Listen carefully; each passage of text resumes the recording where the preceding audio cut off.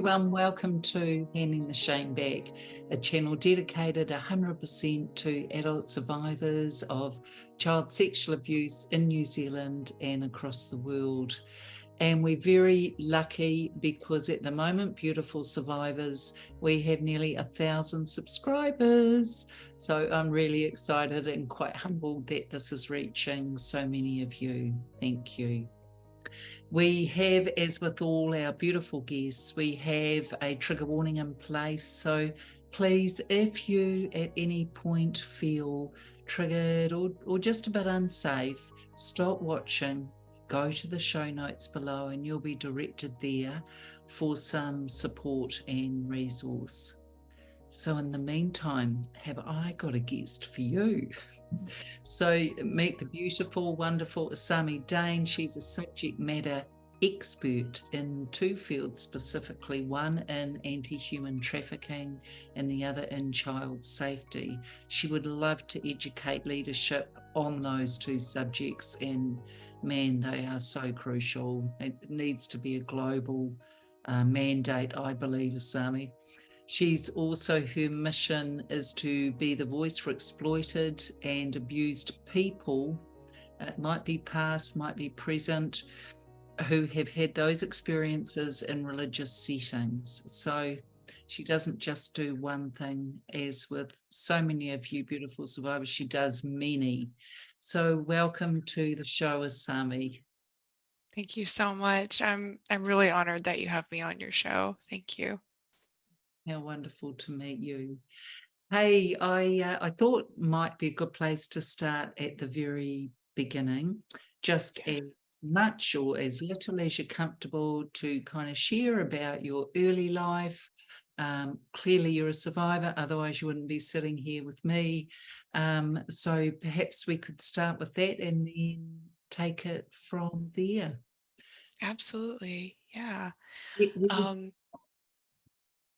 oh, I'm sorry? where did you grow up? Oh, where did I grow up? Yes, sorry, the audio cut out there for a second. I grew up in Japan. I was born and raised there. I am half Japanese. My dad is from Japan. My mother is from the United States. So that is where I grew up and spent pretty much all of my life until I was 17. I did come to the States to visit every now and then, but primarily my life was in Japan.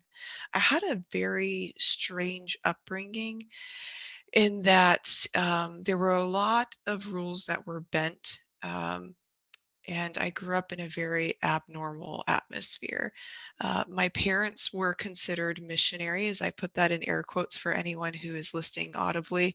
Um, they were considered missionaries. They had somewhat of a church ministry until I was about 15. And then afterwards, they realized that they could continue to gain financial support without actually putting in most of the work. There was little to no work being done by the time I was 15. My home was extremely abusive. When I say abusive, I mean mentally, verbally, and physically and spiritually. I was also sexually abused by someone in our church. Um, and that's also part of my story as well. Some of my earliest memories are of abuse, whether it's violence against me or my parents being violent towards one another. So these are my core memories, my earliest memories of being with my family. So home was not a safe place at all. In fact, I thought all homes were like this due to the way I was raised. When I was about 8 years old, we moved to an area in Japan that was right next to an American Air Force base. So we were not affiliated with the military at all, but we lived next to it. And because we lived so close, um, my parents rented a portion of that building to then carry out their work to the local people in the area. So the Japanese speaking community, and my dad was the pastor of that community. And there was a person that started attending our community within that church, and they became our church pianist. who also later on became my piano teacher. And so by the age of 9, I was taking lessons from this person. And this is also where my sexual abuse started with them. My mother was unfortunately very much aware of what was going on. Um, but because the lessons were free, she did not try to protect me. The lessons were provided for myself and my two siblings. As far as I'm aware, my siblings were not harmed by this person, but I think this is something that a lot of people don't realize is not all people are abused by an abuser. Abusers often have a preference as to who they abuse, and that's something that I like to let people be aware of, because sometimes a survivor may come forward and say, "This happened to me by this person," and someone listening on the other end might think, oh, that never happened because that never happened to me, or it didn't happen to my kids. They went to the same school, or they were the same friend groups. But what's happening is a lot of times abusers are picking out people and targeting certain people. And so that's what happened to me. I was abused by this person until I was almost 14, so it was past the age of 13. They ended up getting kicked out of my church. So this is not something that is. I've not found a way to put this in a social media post, just because I know the reaction I would get would be from some people that have very ill intentions, and this is why I haven't found the right words to explain who my abuser was, who they were. I think when I share online, a lot of times people have this image of a big, scary man, is what they immediately assume. I've never revealed in a public post anyway. I've said this in Instagram stories because I feel more comfortable opening and sharing there who this person was. But I think a lot of times people just assume who my abuser was. My abuser was actually married and they had a child. So um, I know this is a safe place, and I understand that Gloria has a very respected platform. And so I feel comfortable sharing this here. But my abuser actually identified as a woman when I first met them, and they were married to a man, and they had left their home country and left their child because they had lost custody of their infant son. That should have been a red flag immediately. Not that they were an immigrant. That's not a red flag. Immigrants are always welcome, but the fact that they had left their child so abruptly and was forced to be separated from them and had to flee the country should have been a red flag. Nobody questioned anything. And this person was immediately put into a place of leadership because of their skills with piano. And so this person taught me lessons, and was our church pianist. Later on down the road, they actually had um, another relationship that was hidden from the church. Again, I want everyone listening to know this is not me bashing the LGBTQ plus community. I I support you 100%. I love you 100% if you identify as LGBTQ plus. I am so glad you're here. But in this case, my abuser had a secret life they were hiding from the church. And so behind closed doors, they identified more as a male figure. I don't know if I was their experiment or how that was working. I was too young to understand what was going on. Either way, this person abused me as a child.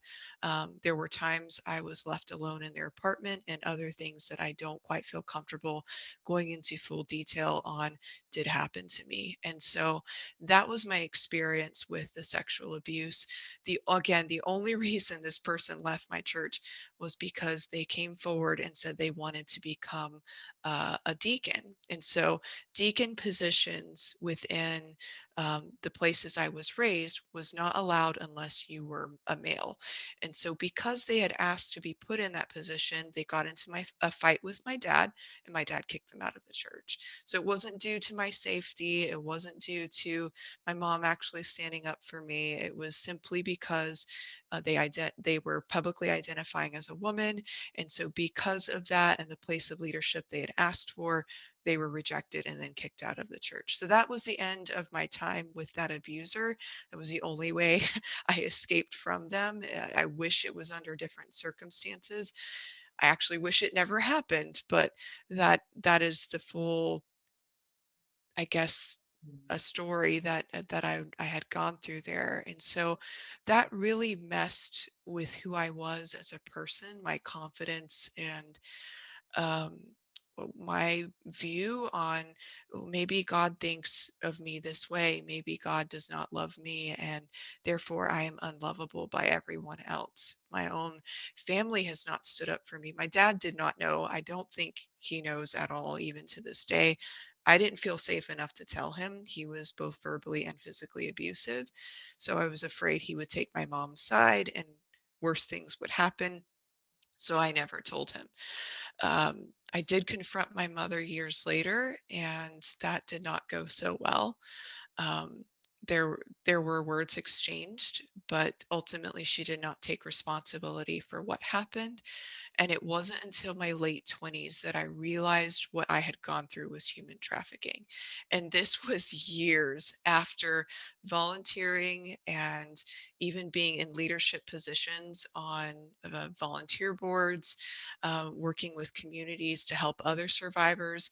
I did not know that this is what this was called when someone is exploited for sexual favors in return for something, whether it's a service or a good. I didn't know what the phrase sexual exploitation or commercial sex act meant. It was actually another volunteer. I was training at an event. I was teaching other survivors and other volunteers how to help our organization. I was volunteering with an organization called the Secret Place Home at the time. It was a safe house for survivors. And I was teaching a class on how to work with our social media accounts and how to safely help survivors who were reaching out for help. And in that class, I shared a little bit of my story, and I shared that I had been sexually abused in exchange for free piano lessons for myself and my siblings. My mom exploited me out. Um, and I had shared that. One of the survivors raised her hand and she said, "Isn't that human trafficking?" I didn't believe her at first. I did not want to believe that about myself. Um, I was okay helping other survivors, but of course, that wasn't me. I didn't go through that. That wasn't my story. And I wrestled with that for a really long time. And I kept denying it. I kept denying it. And of course, through a lot of work and therapy and just really examining what does or sexual exploitation, what does commercial sex acts, and what does human trafficking actually entail for minors. Um, After piecing all that together, I realized what had actually happened to me. In some ways, it gave me a sense of relief because there were so many question marks surrounding what had happened. I could never put a name to what was going on in my home life. It was bad enough that it's sexual abuse. That's bad enough in itself, but I couldn't quite piece together what does it mean if someone's being exchanged out for a good or a service? How does that apply? And so I really didn't come to terms with that until probably the last year and a half is when I really felt safe enough to even admit that to myself, even though I knew what it was. So that's where it's led me today and really wanting to speak out. Another part of my driving force is I used to be a flight attendant with Delta Airlines, and so we had a lot of anti-human trafficking training there. And this is something that I almost even feel shame sharing. But there was a time when we had people on board our flight. I felt something was wrong, and so it was a strange situation. I was an interpreter for the Japanese speaking flights, and I would often fly from the United States to Japan back and forth. And sometimes we'd have people connecting to different countries. And there was a family connecting onto Thailand. And I had just studied through a course that I had taken. I was brand new to this understanding of what human trafficking was. This was back in 2012 or 13, I believe. So almost 10 years ago, when I first started understanding what human trafficking was. I had just taken a course on anti human trafficking, the signs and what to look for. And there was a family on our flight, and there were some signs. There was a wife and a child. Who were not allowed to get up and go to the bathroom. The man would follow them. He sat on the aisle seat. Um, it was very strange to me because normally, especially the child's age, the child was around 10 years old. Normally, they have an iPad with them or something to keep them entertained on a 12-hour plus flight. He had nothing to keep him entertained with. He didn't speak any English, which is okay, again, but they said they had lived in the United States. And so to me, that was really strange. If this boy was going to a school in America, shouldn't he know how to speak some basic words like I need water? And most kids act out like, I don't want to eat that, or I don't want this to drink. He was so well behaved, it was almost scary. And I started wondering, something's wrong here. So I started asking him questions. Are you on vacation? Of course, the man would respond for them. They never got to speak. And so I told my lead flight attendant, I said, something's wrong. I don't know what it is, but I feel that something is wrong. Can you please assess the situation? So they came back and assessed the situation. They ended up calling the captain and it got dismissed. And so nothing was done about it. And I felt that there was something wrong, that something needed to be done. Um, but I did all that I knew to do in that moment. And I wish I would have taken a step further. I wish I would have screamed at the top of my lungs when we landed. I wish I would have done something. But I left the airport with just this ill feeling over me. Like, okay, well, they didn't think anything was wrong. Maybe I'm overthinking. And so that night, they took us on a bus to our hotel, and I got to my hotel, and I something still didn't feel right. And so I remembered their seat numbers from my flight. And in the training that I had taken not long before that, they'd given us an international number called Blue Lightning in order to call to report a human trafficking incident. So I had my laptop, I opened it up, and I got on Skype, and I pushed the call to go through. It went through, and an operator got on the line. Hello, this is Blue Lightning. How can I help you? And I said, I want to report a human trafficking case. My captain said it was nothing, but I need to report this. I think something's wrong. I gave them the seat numbers. I gave them their connecting flight number. I gave them every information, gave them the clothes they were wearing, everything I could give them. And the operator on the other end said something to me that will haunt me for the rest of my life. And that is, thank you for this information. I will see what I can do. I cannot provide you with an update due to their safety. But unfortunately, once they land in Thailand, it is up to their legislation to arrest any people that are involved. And that's all the information I can give you. And I don't know if I can do anything else. Those words will haunt me for the rest of my life. And that is what pushed me to start working into anti human trafficking in the very first place. And that was almost 10 years ago, and I still think of them, and I truly hope it was nothing like the captain said, but I will never know that. And so that's what pushed me into working in the anti-human trafficking field. And it wasn't until many years later that I realized that I was uh, also part of sex trafficking. And so that's what's really been my driving force, not just my personal story, but seeing their faces and knowing how many people are wrapped up in these horrific situations.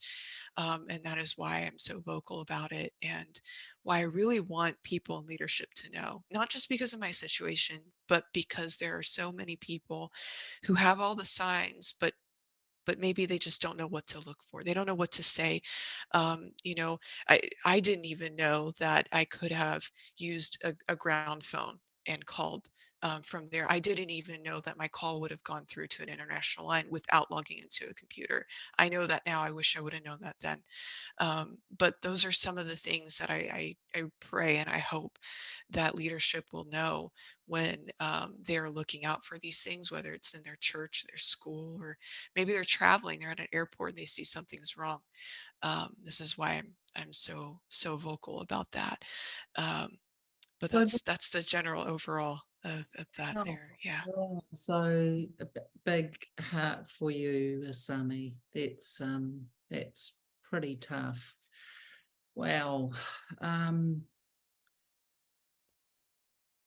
Interestingly, I wonder if you weren't meant to know, and just breathe through that. And the reason I say that is because look at the drive in you now. Look at the drive in you now. Look at the beautiful gift you are to the world in this space. Sorry, I need a moment. Yeah. So please know you're always in the right place. Time. And there's a reason it didn't come forward. And it's just driven you so hard and with such passion. And you've probably saved a lot more people since without even realizing. I truly hope so. And never doubt what you bring and where it leans. You know, for some reason, we just have to accept that if it's meant to be for us, it will find us. What is for you will find you, uh, and that's you're on the path you're on. I just wonder if it's okay to take you back to something you said, because you've said quite a lot. So Sorry. Talk so fast. no, it's Oh. I'm just trying to absorb it all. It's great. Thank you for your presence and your gentle kindness. Thank you. Home was not safe. Clearly, Dad was frightening. Clearly, Mum enabled through non-action or her own fear or whatever. The point being that sometimes with these pedophiles or abusers, and interestingly, it was a woman, but I just want to give you a statistic that's emerged recently from the States, that they came back last week and reported that 30% of perpetrators are women. So there's a bit of a myth out there, Sami, that it's only, and it's not. And it's not fair on our men. And equally, we need to expose the myth. Yeah. I wonder, society doesn't like to accept that women abuse because women are the nurturers, the carers, the soft-natured ones among the population. But it's time now. It's Yeah. time to actually recognise and highlight. So I'm not surprised this was a female abusing you. And in some ways, the manipulation could even have been greater because she was a woman. Mm. So thank you so much for trusting me Yeah. and this beautiful survivor audience with your truth around that. There will be people in the audience who watch this and just feel so much more part of something, because your story may touch something deep within them. And I think sometimes, although we are handing the shame back as Yeah. we speak, there are, for some reason, I haven't quite got to the bottom of it, but the shame seems to be deeper or bigger if it's a Yeah. female that does the abusing. And the third thing I wanted to bring up was, yes, you're suspecting or believe that the abuser did not target your siblings.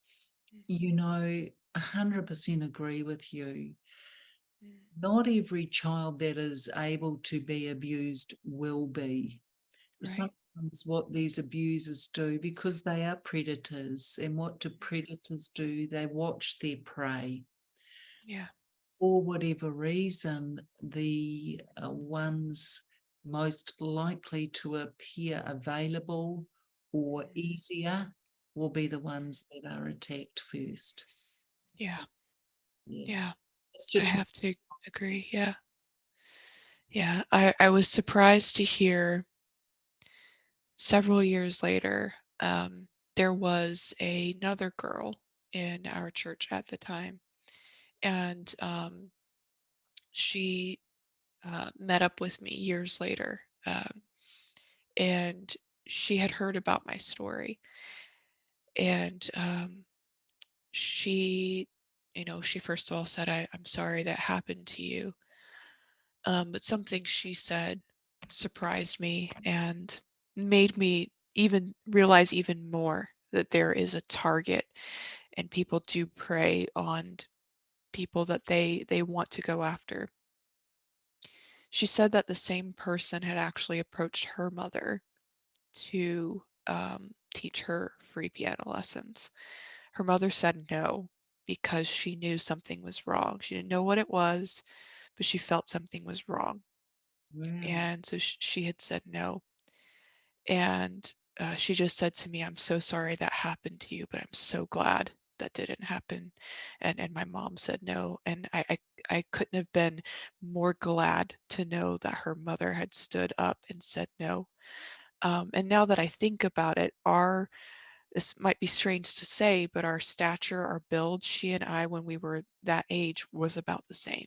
And so I think she was watching for that, um, and seeing if she could target this girl.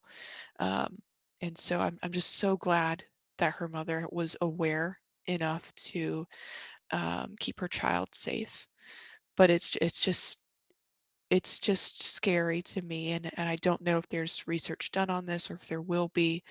But sometimes I wonder if there is a pattern, when we hear about. I hear this a lot with pastors or university teachers or even high school teachers, where they will abuse and leave and go abuse someone else at a different place. They'll run away before a case can be filed, or they'll do whatever they need to do to fly under the radar and go abuse someone else somewhere else. And I wonder if there is a pattern in the types of people that they choose, whether it's family environment, or if they are preying on a certain gender, or have those types of things. I mean, we hear about, this is awful, but we hear about even cases of serial killers who will target people that have the same physical features. I think of here in the States, Ted Bundy only targeted women with long hair and did not target any woman with short hair.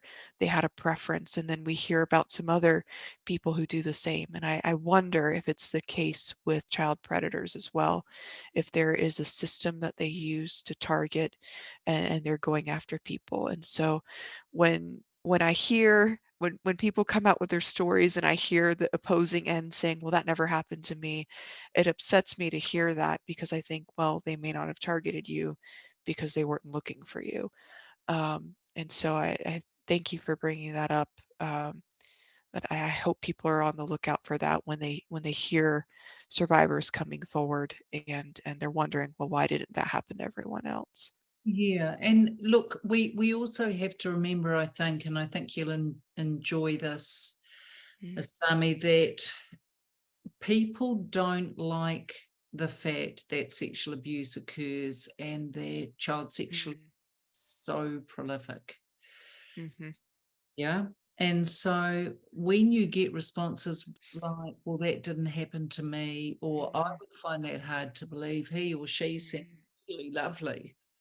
mm, What people do in that instance is they darvo us, they deny mm, us our truth. They attack us through our credibility or our mental health or our sanity, actually. mm, they reverse the order so that the the offender, becomes the victim. The V, Mm, they switch.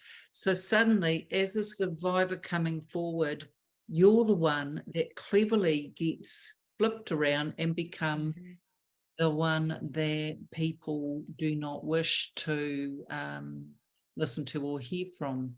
mm, And the other thing is, it- it's really hard for us and our beautiful audience who will watch this. mm, Guys, it's really hard because when we're finally feeling like we've got the courage or the mm, ability to speak our truth, what happens? We can mm. get shut down again just like that. Yeah, So why would we ever speak? Which leads, right. I wonder if that's why our stats are so high. Mm, mhm. Don't know. What do you think? Yeah, Hmm. yeah.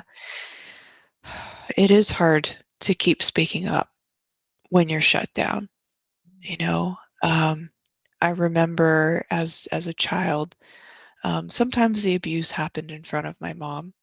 Again, I am 100% believing that she knew. There is no way she did not know. Just the amount of Was it in times that the same room as the abuser? She was in the same room. Is that what you mean? yes, so not all of the abuse happened in front of her, but there was sexual abuse that happened in front of her. So there was no way she did not know. And the amount of times that I told her what was happening, there was no way she didn't know. Anyone in their right mind seeing that sexual abuse is happening in front of them, your child telling them multiple times, there is no way you do not know. There is no excuse. Um, but there was a time where I pestered my mom so much that she did something just to shut me up. And what she did was, this was a while, it might have been even a few months after I consistently told her what was happening in explicit detail. She had already seen some of the abuse happening in front of her. I went into explicit detail as to what was happening, and I told her what was going on. And just to shut me up, she sat in on one of our piano lessons just to tell me that nothing had happened. Of course, the piano teacher was upset, like that this was going on, like that it was a really messy thing.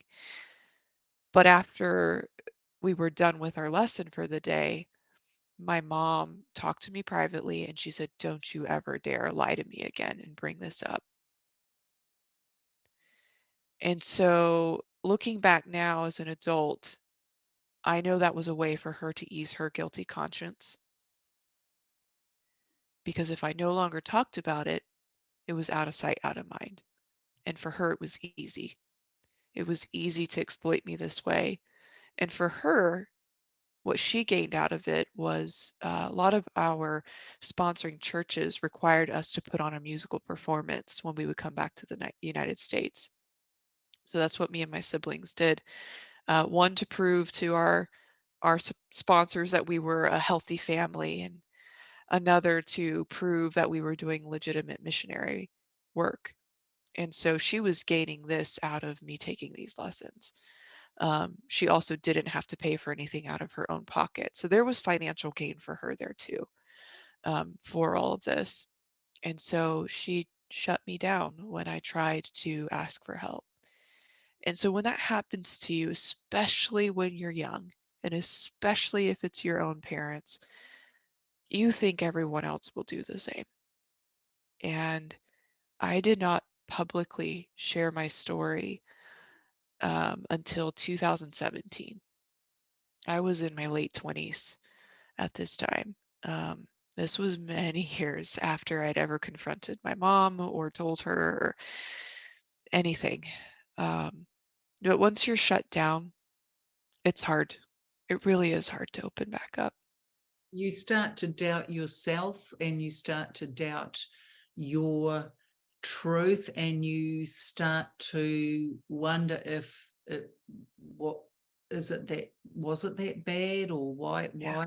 why can it never be spoken of? I guess what comes to mind as you're talking, Asami, is because her reaction was so strong in that she wouldn't do anything, and you consistently tried to tell her and show her through your behavior actually that things weren't right. Mhm. I'm just wondering if in her own history, and you don't have to disclose anything, whether there was also some childhood sexual abuse, because sometimes what we know is that can be an almost dissociative amnesia, or an experience where the mind kicks in and allows or considers it or normalizes it without naming Mm. it. Does that make Mm. sense? It does. Mm. It does. As far as my mom has never told me anything. I don't know. Truthfully, I don't know. What I have a really hard time grasping, and I understand that cycles can be repeated. I've seen it with the court system here in the States. I used to be an advocate for children who are going through the foster care system. It's called guardian ad litem.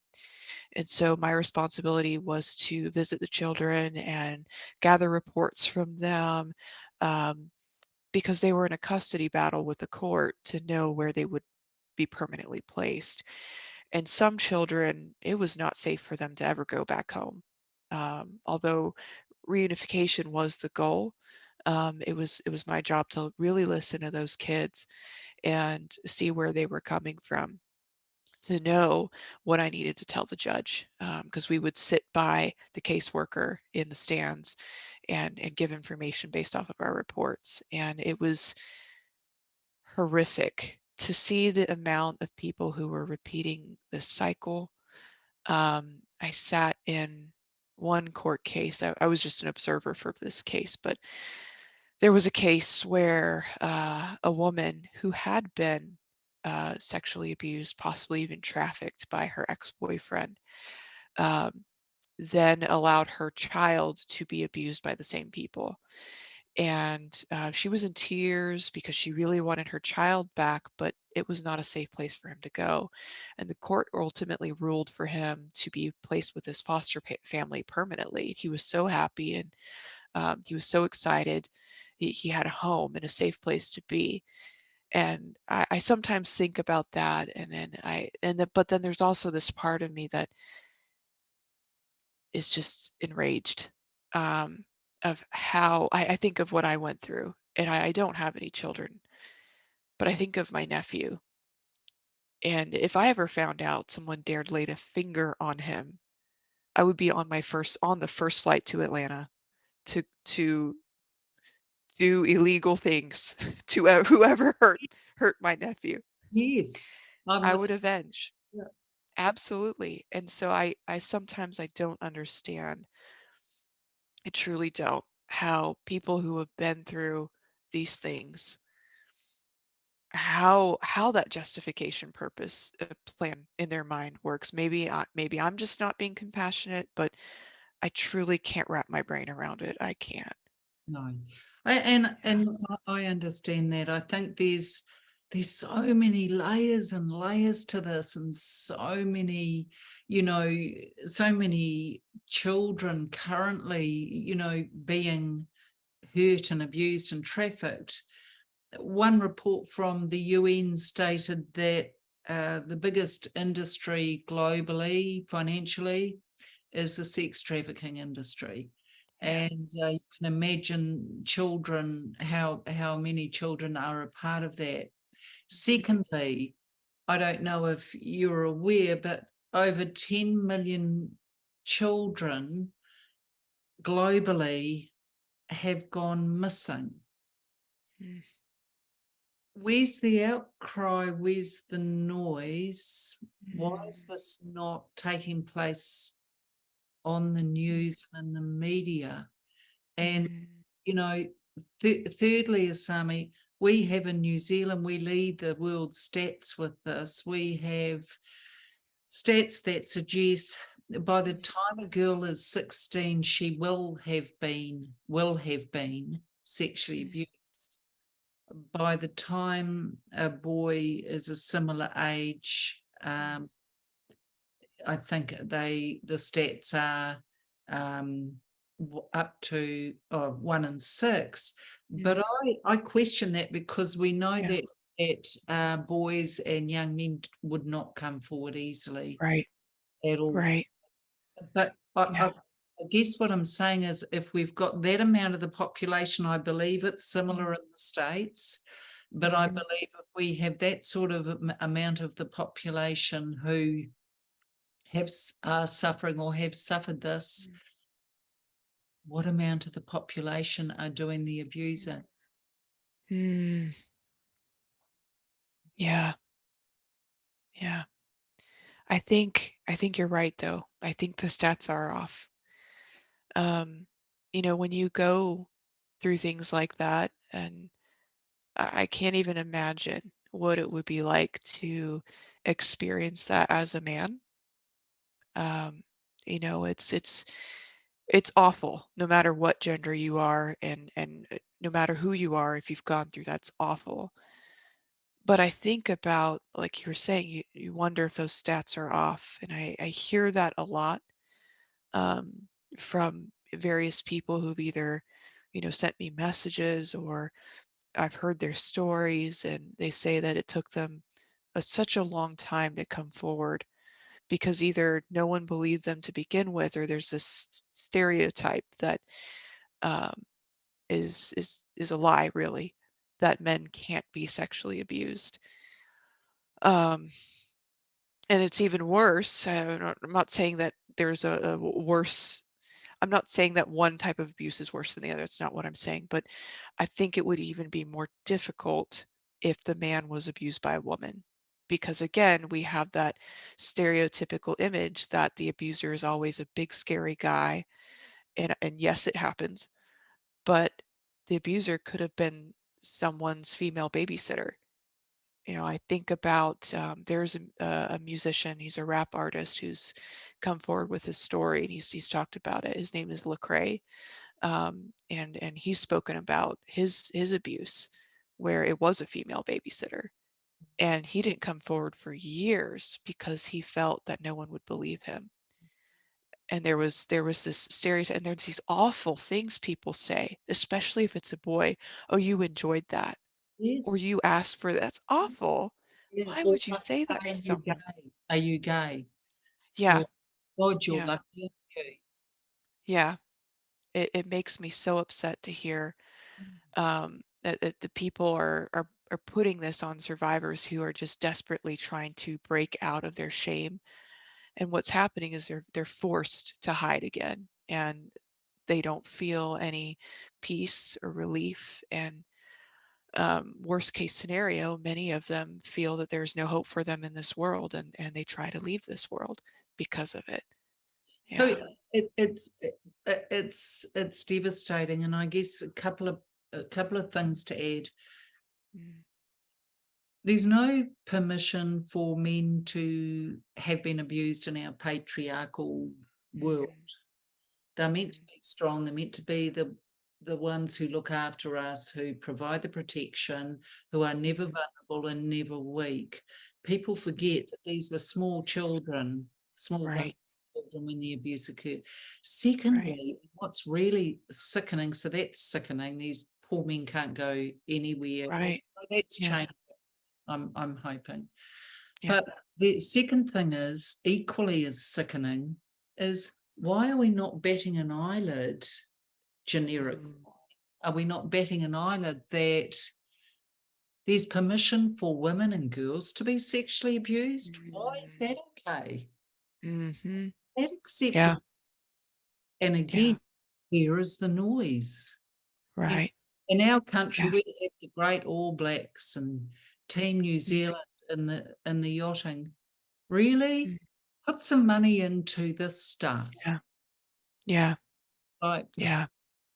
uh, It scares me to think possibly the real reason behind the lack of noise, behind the lack of chatter.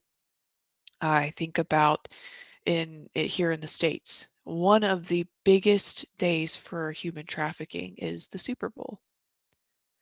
The Super Bowl is for my global people who are listening. It's our biggest time of the year when the champions of our football leagues will come together, and I mean American football, not the soccer, come together and play for their final match.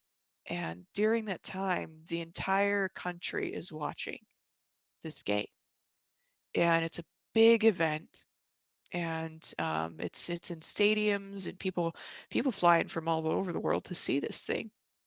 But it is the number one day for human trafficking here in the United States. And I don't remember at any point the NFL ever mentioning that that's a problem, Because it because yeah, it's doesn't, there's no money in that for them. yeah, Hmm. doesn't fit the Yeah, narrative. So, right. our great nations say children are the most important thing. Let's put children first. Really? Hmm. You've just coined right there. Not really. No, no, I think about even there was a young entertainment star that came forward recently here in the States. Her name's Jeanette McCurdy.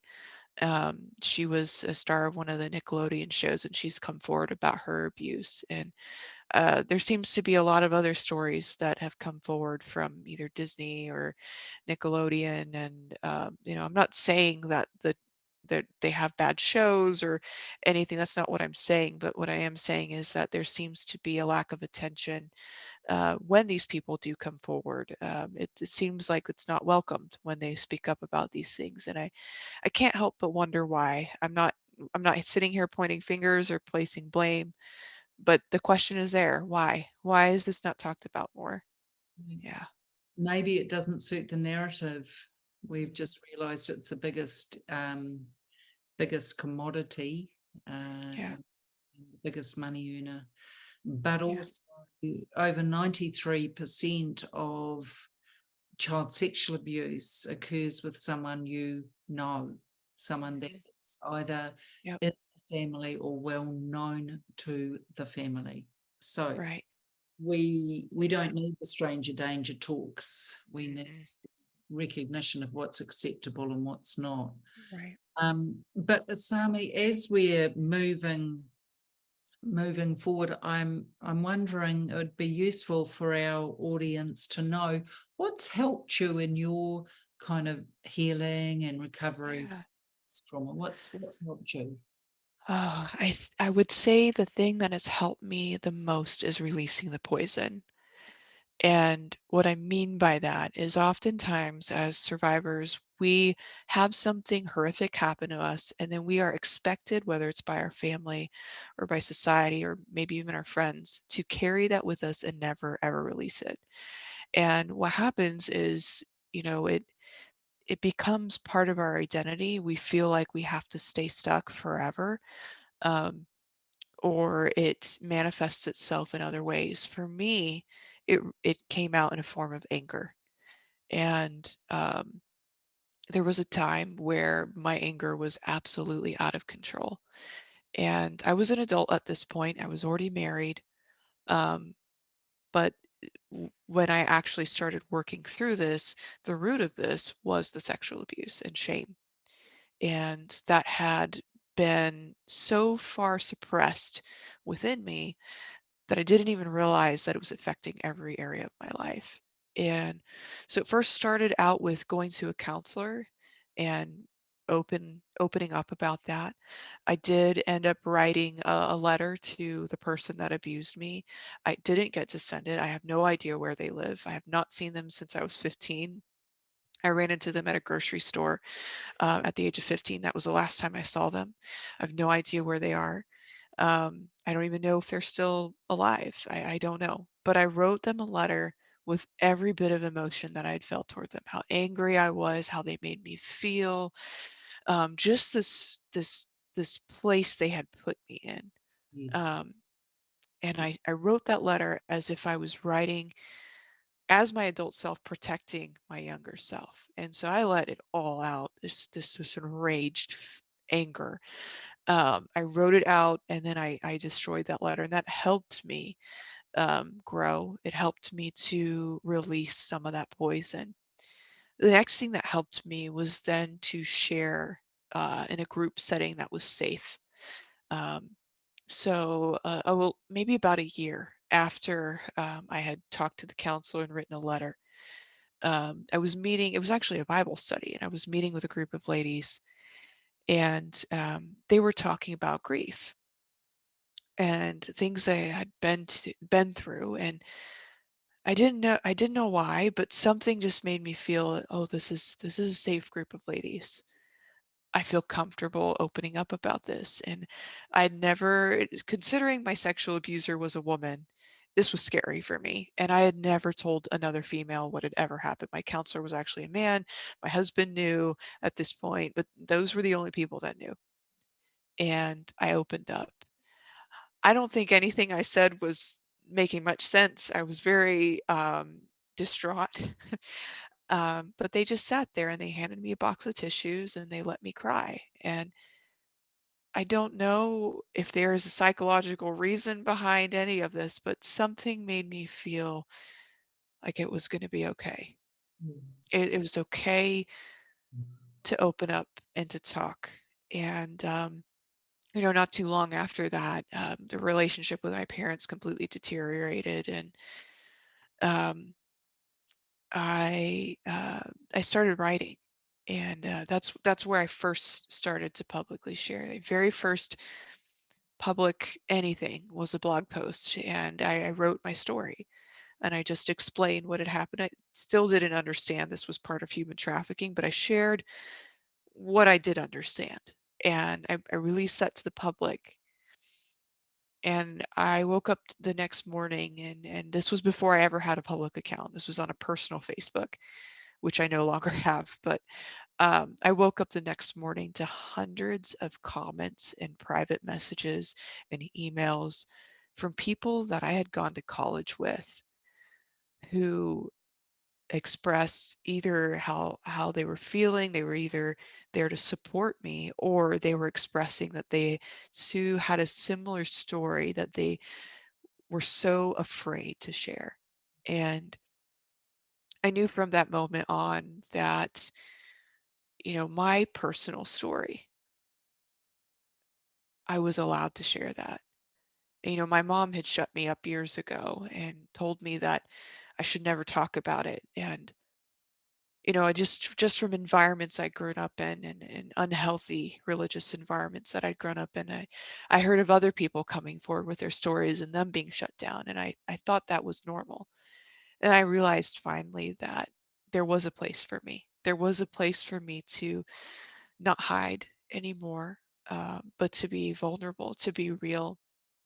And there would be people that would either find their strength in someone like me to share their story. I feel so strange saying this. It's really strange, but for for other people to then find that and then realize that these people are then sharing their stories because they saw someone they knew personally opening up about it.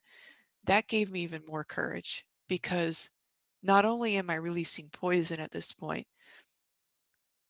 but if I could a any way be part or a catalyst or even a push to someone's healing, they may never publicly open up, that's okay. But to know that that makes a difference has been so healing.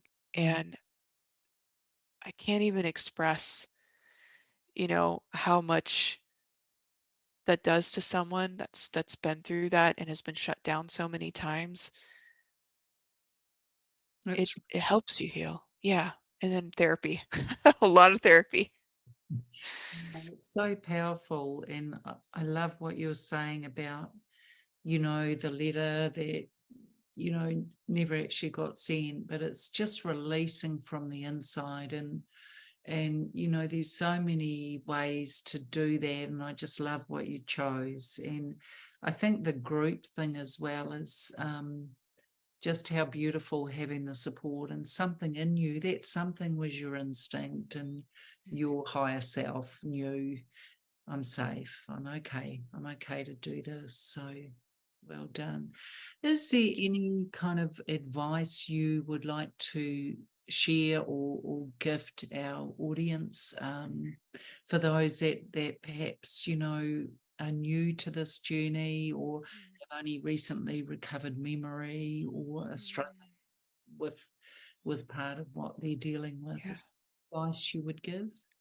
Yeah, absolutely. I would say be patient with yourself. You know, you may find yourself frustrated. Oh, man, it's been 30 years since this happened. Why now? Why am I remembering this now?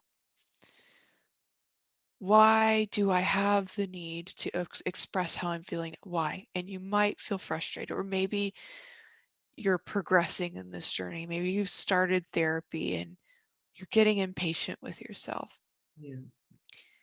There is a reason that your mind did not allow you to remember that trauma. It's because maybe you weren't ready, or maybe you were not in a safe enough environment for your body and your mind to recall those thoughts and memories. And I think that when that does happen, it will feel re-traumatizing all over again. It may even feel frustrating that maybe you've been in therapy for 5 years and you don't feel like there's an end to this in sight. You know, what happened to you didn't just change that moment, it changed your whole life. And what you're doing now to work on that healing process, even if it's the first step, that's that's not something that, you know, I know you want it to be overnight, but that's not something that we can expect to see relief from in one day, you know, especially for my friends who have suppressed their memories for 15, 30, even 50 years, and you're recalling this now. That all that time has passed. You know, wouldn't you give yourself even more time to heal? Be kind to yourself as you're healing. Be gentle with yourself. No one else was. And so you deserve to have that space for yourself. And so I hope you know it's okay to take your time. Yeah. I love that. Thank you, Asami. That's so beautiful. Right, we need to close out. Um, so I'm just going to farewell our wonderful survivor family out there and stay right where you are, Asami. Thank you. So, guys, how fortunate are we to have Asami share with us today? So many good insights and so much healing and so much compassion actually for other survivors. And you know what I loved a couple of things. I love the being patient with yourself. I love the fact that that's something as survivors we often struggle with. So thank you, Asami. I think that's beautiful. And I really like the fact that Asami pointed out many different ways of trying to heal and recover from this trauma. And what struck me was there are just so many, and you will find yours. So Yeah. never, you are seen, you are believed, and I stand beside you. Until next week, beautiful survivors.